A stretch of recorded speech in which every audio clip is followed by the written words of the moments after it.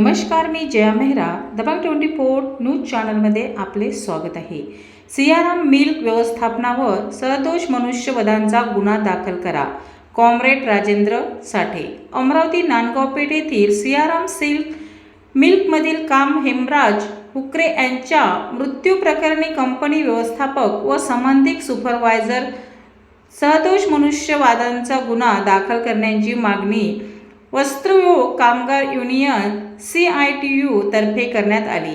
Company गेटवर आयोजित श्रद्धांजली सभेत कॉम्रेड राजेंद्र साठे यांनी आरोप केला की प्रकृती अस्वस्थ असतानाही हेमराज हुक्रे यांना जबरदस्तीने कामावर आणण्यात आले. काम करण्यास असमर्थ असल्याची तक्रार करूनही त्यांना काम करण्यास भाग पाडले.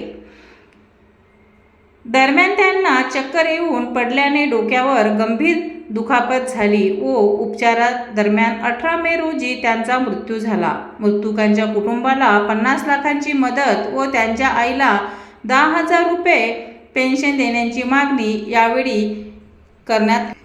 श्रद्धांजली कार्यक्रमाला कॉम्रेड प्रमोद कांबळे, अमरावती C2 जिल्हा सचिव कॉम्रेड अंकुश वाघ, जिल्हा सहसचिव ओमप्रकाश वाघमारे, जिल्हा कोषाध्यक्ष संतोष निमकर, कामगार प्रतिनिधी आकाश बावणे, जमीर शेख, ज्ञानेश्वर गायकवाड, आशिष जांभूरकर, श्याम टाले, विठ्ठल कुमरे यांच्यासह शेकडो कामगार प्रामुख्याने उपस्थित होते.